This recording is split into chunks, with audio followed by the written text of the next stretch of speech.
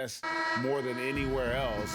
His rebounding totals in these games shows a dramatic increase from his numbers during the rest of the season. And now the Lakers starting group, LeBron and Davis, the incredible forward pair. Green and Rondo in the backcourt. And it's McGee in at the pivot spot, manning the middle. And for Houston, Harden and Gordon are out on the wing. Robert Covington out there with P.J. Tucker. And it's Westbrook in at the point. The drive by LeBron. Good work there as it goes. Bill, when it comes to opinions on Russell Westbrook's game, people have a lot of different points of view. What's your thought? I mean, there's never been a more polarizing player in this generation than him. And I didn't think he was the MVP 2 years ago. I actually thought he was a little underrated last year. I voted for him for second team All-NBA because he just plays hard every single night, and he's frustrating, and he's going to do 7 things in a game that you don't like, and he takes too many shots, and he's hard to play with. But the force of personality and the intensity he has night after night after night in this league where everybody's load management and picking their spots, like I really respect it. So I've come around a little bit. I think I don't know how much longer it's going to last. He's a warrior, isn't he? Like one of those football running backs. Yes. It's like, oh man. And that's what it's like to watch Westbrook. That's a good comparison. Here is McGee after Eric Gordon's bucket. Rondo on top, defended by Covington. And that one, good. That's 3 straight shots to fall here to start. Looking good. Rockets have gone 2 of 3 here to start out the game. Here's Harden. Buries it down low. Harden is maddening to defend. I mean, you're right up on him. You've got him bodied up, and it still doesn't do any good. And the slam dunk by McGee.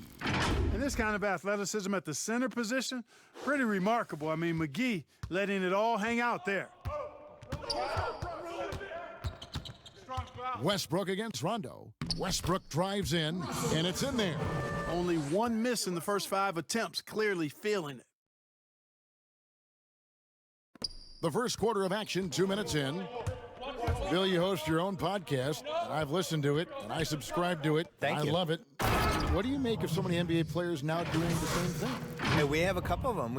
At the Ringer, we have J.J. Redick, and we have Vince Carter and Kent Bazemore. The ones that are good at it take it seriously. It can't be one of those things where, a player says, you know what, I want a podcast, and then it just magically happens, and you got to work on it. You have to use your connections and book your guests, and you have to be candid on the podcast. You can't just show up and just babble. And the guys that have been successful at it are people that could probably have a media career for a living. Like JJ is clearly going to go into media after he retires.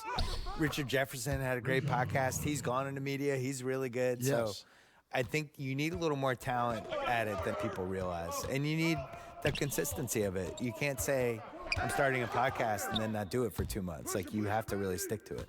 Here's Davis. Count that one. Way ahead of the field. He can do pretty much whatever he wants. And not leaving anything to chance either. That's why he takes it right to the bucket. Now here's Westbrook. 26 points for him last game against Portland. And here's Rondo. The drive by James. That's good from Davis on the assist by LeBron. Davis has got his second bucket of the night. Boy, you got to love that assist by LeBron. Westbrook scanning the floor. Pass to Harden. Outside Westbrook. Trains the three-pointer. Westbrook's got 5 now. And Bill, when you yourself get out on the court, is there a player you try to channel or emulate, you try to visualize in your mind? You mean when I'm playing pickup? Yes. Oh, well, now, at this point in my life, it's Davis Bertans. Is that how you say his name? Yeah. Davis Bertans. Davis Bertans? Yeah, yes. By the way, what a great stroke. I emulate all stretch fours who don't guard anybody. Yeah. That's who I am at this point in my life. I run from three-point line to three-point line. You stay in the perimeter. Yeah. Don't tangle up inside. My free throw attempts are 0 because I don't go to the line. Just fire away. And I want you to know I'm there to make an open jump shot. And don't ask me to do anything else, please. I'll set some picks. You are. You're a great screen setter. Set some picks. You're a great pick and roll guy. Now, here is Harden. Following the miss by Russell Westbrook. Outside Gordon. The tray. Can't hit that one. And the Lakers will go the other way with it. This, of course, their first opportunity to play Houston this season. And this, the first of 3 games these two teams will play against one another this season. Yeah, you know, these are two rival teams that will see each other a fair amount this season. We'll see which team can tip it off with a win. Lakers shooting their first free throw of the night. One shot. One shot.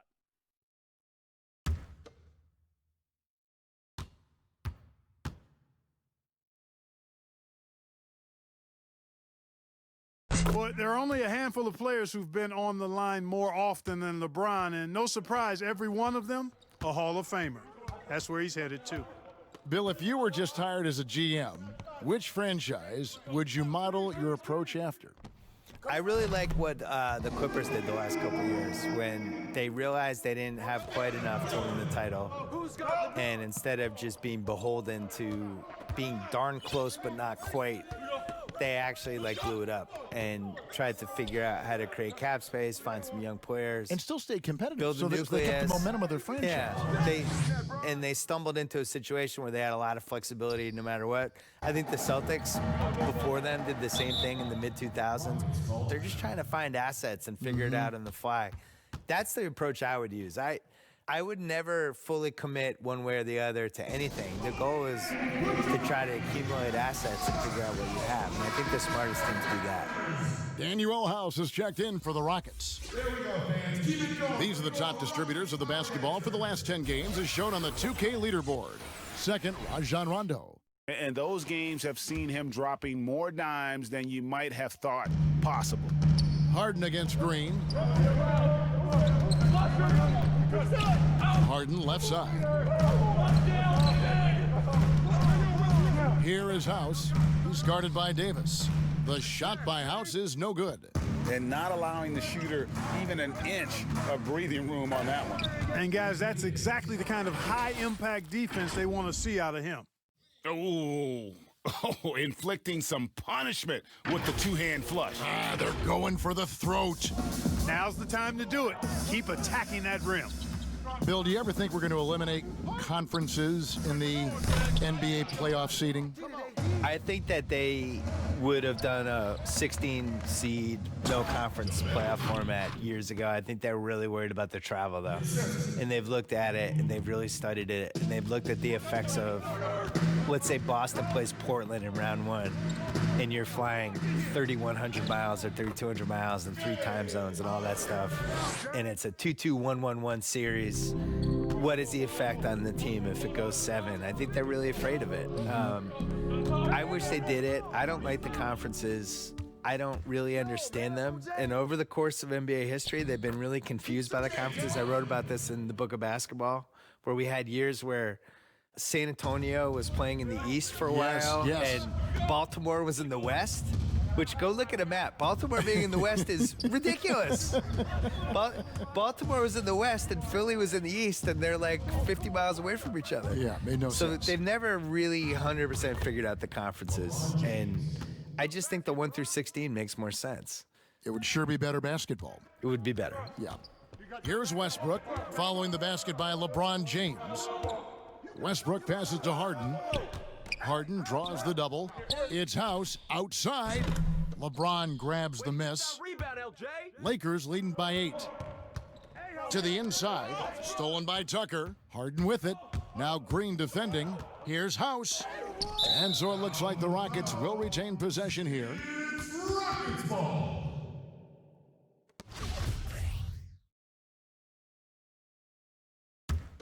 Westbrook. There's 53 seconds left to play in the first quarter.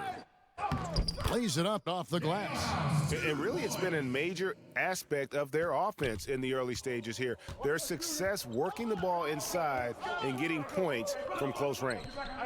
Now, here's Green. No points in the game yet for him. Oh, and he's going up for the alley-oop here.